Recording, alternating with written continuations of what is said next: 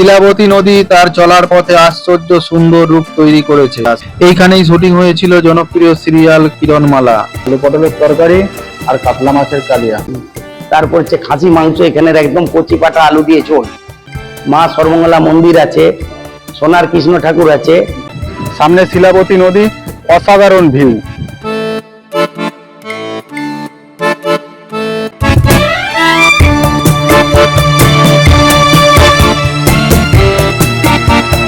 নমস্কার বন্ধুরা, কেমন আছেন সবাই? পূর্বিতা ফ্যামিলি ব্লগে আপনাদের সবাইকে স্বাগত। চলেছি লালমাটির রাস্তা ধরে, আর রাস্তার পাশে রয়েছে সারি সারি কাজু বাদামের গাছ, আর তার সাথে কাজু বাদামের গাছকে ঘিরে রয়েছে সবুজে ঘেরা জঙ্গল। রাস্তার আরেক পাশে একটু দূরের দিকে তাকালেই দেখতে পাওয়া যাচ্ছে লাল মাটির গিরিখাত। দেখে মনে হতে পারে প্রাচীনকালের হারিয়ে যাওয়া কোনো সভ্যতায় এসে পড়লাম। চলে এসেছি ইতিহাস, ভূগোল আর রূপকথার মেলবন্ধন, বাংলার গ্র্যান্ড ক্যানিয়ন, পশ্চিম মেদিনীপুর জেলায় অবস্থিত গড়বেতা গনগনি।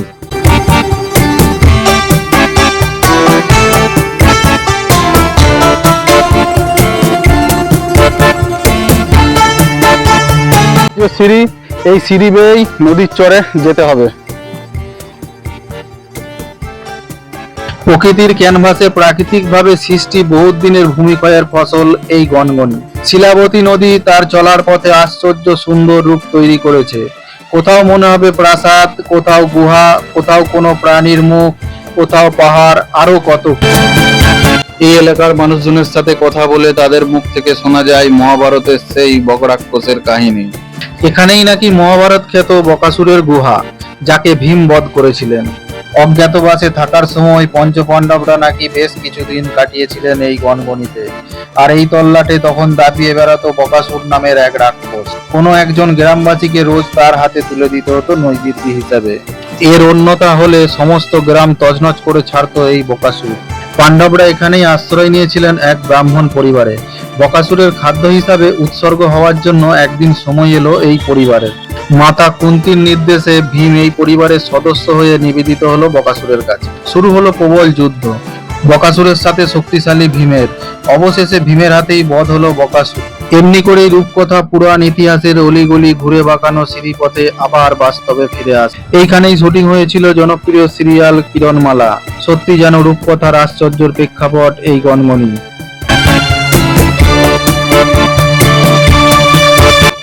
এটাই শিলাবতী নদী। গত দুদিনের বৃষ্টির কারণে এখন নদীর জলটা একটু বেড়েছে।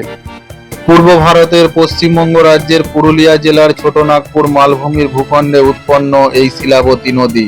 এটি বাঁকুড়া ও পশ্চিম মেদিনীপুর জেলার মধ্য দিয়ে প্রায় দক্ষিণ পূর্ব দিকে প্রবাহিত হয়েছে। ঘাটালের কাছে ডান দিক থেকে শিলাবতী দ্বারকেশ্বরের সাথে মিলিত হয়েছে এবং পরে রূপনারায়ণ নামে পরিচিত। এটি শেষ পর্যন্ত হুগলি নদীর সাথে মিলিত হয়েছে, যা বঙ্গোপসাগরে গিয়ে মিশে। এটা রিসোর্টের ভেতরে যাওয়ার মেন গেট। যাবো রিসোর্টের ভেতরে। একটাই মাত্র রিসোর্ট আছে, ওই রিসোর্টের মধ্যে আমি দাঁড়িয়ে আছি। প্রচন্ড খিদে লেগেছে, খাওয়া দাওয়া করব। এই রিসোর্টেই খাওয়া দাওয়া করব। এটা হচ্ছে রিসোর্টের রেস্টুরেন্ট। রেস্টুরেন্টের ভেতরটা দেখুন কি সুন্দর, বেশ সাজানো গোছানো।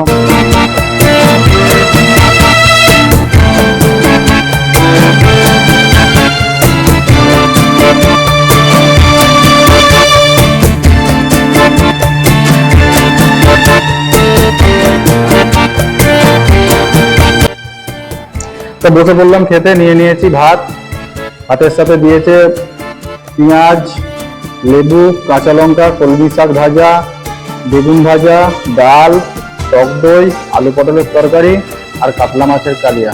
এই পুরো প্লেটটার আমার দাম পড়লো 150 টাকা। খাওয়া দাওয়া কমপ্লিটের পরে এই যে রেস্টুরেন্টের এই দাদাকে পেয়ে জেনে নেবো এনার কাছ থেকে যে এই রিসোর্টের সম্বন্ধে অনেক কিছু তথ্য ইনি আমাদেরকে দেবেন। নমস্কার, আমি উজ্জ্বল চ্যাটার্জি, আমি এখানের কুক। বলুন, এই রেস্টুরেন্টের খাবার দাবার সম্বন্ধে বলুন, কি কি পাওয়া যায়? এই রেস্টুরেন্টে প্রথমে সকালবেলা স্ন্যাক্স পাবেন, আপনি কফি পাবেন, চা পাবেন, বেগনি পাবেন, চপ পাবেন, পেঁয়াজি পাবেন, মুড়ি পাবেন, ছোলা বাটোরা পাবেন, আটার রুটি পাবেন, ছানার পরোটা পাবেন, আলু পরোটা পাবেন। এইটা প্রথম খাবার, সকালের টিফিন।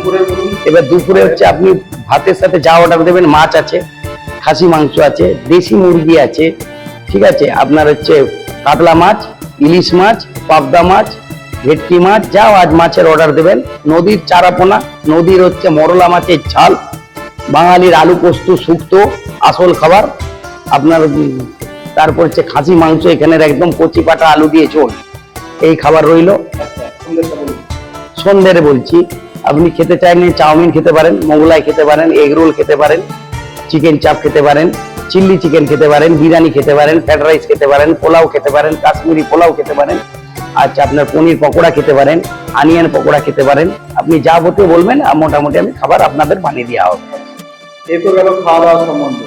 এবার এই কটেজগুলো ওই যে নদীর নাম করে রাখা হয়েছে, ওই কটেজের ভাড়া, ওই কটেজের ভাড়া হচ্ছে আপনার নন এসি হচ্ছে 3000, এসি হচ্ছে 3500। 24 ঘন্টা। হ্যাঁ, ডরমেটারি হচ্ছে 500 টাকা বেড, ওয়ান বেড 500 রুপিস।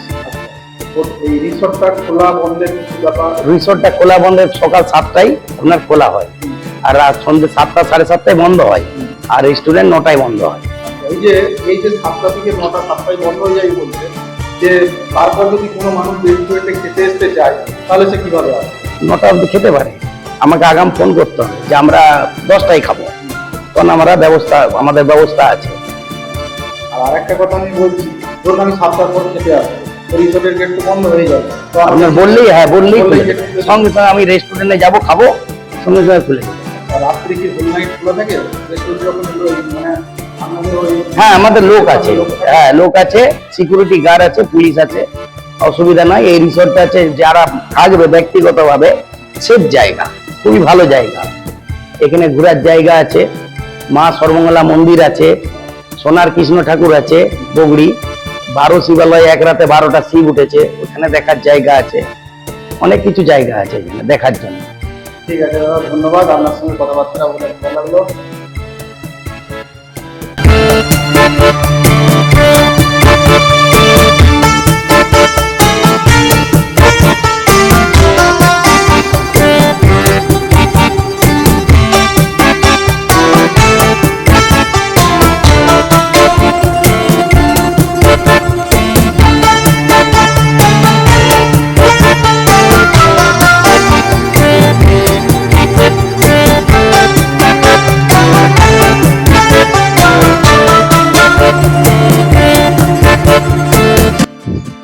এই যে ছোট ছোট কটেজগুলো দেখছেন, এই ছোট ছোট কটেজগুলো হচ্ছে থাকার জন্য।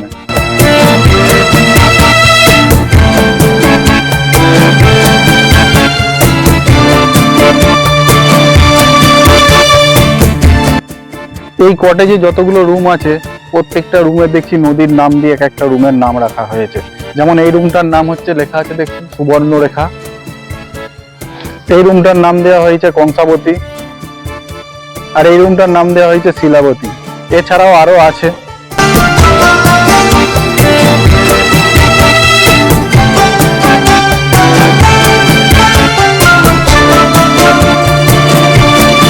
শেষ প্রান্তে এই ওয়াচ টাওয়ারটা করা আছে।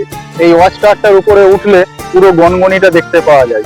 চলুন যাই একবার উপরে উঠি।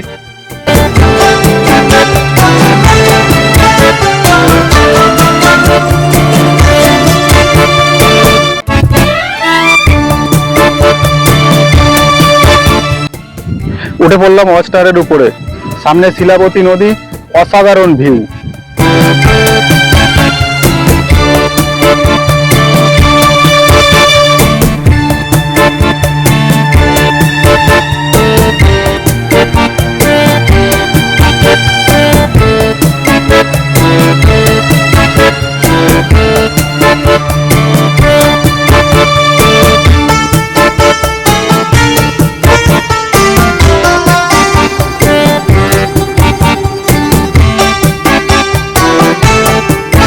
শিলাবতী নদীকে টাটা বাই বাই জানিয়ে রিসর্ট দেখা শেষ করে চলে আসলাম এখানকার জাগ্রত দেবী মা কালীর মন্দিরে।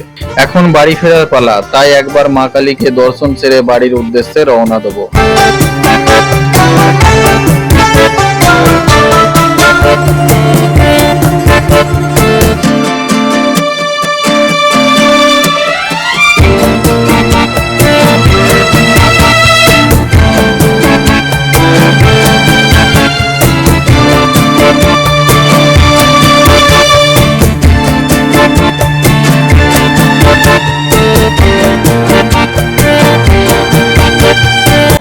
কেমন লাগলো আপনাদের গড়বেতা গনগনির ভিডিও আপনারা অবশ্যই কমেন্ট করে জানাবেন। ভালো লাগলে লাইক ও সাবস্ক্রাইব করবেন। আপাতত ভিডিওটা এখানেই শেষ করছি, দেখা হচ্ছে আপনাদের সাথে পরের ভিডিওতে, ততক্ষণের জন্য টাটা।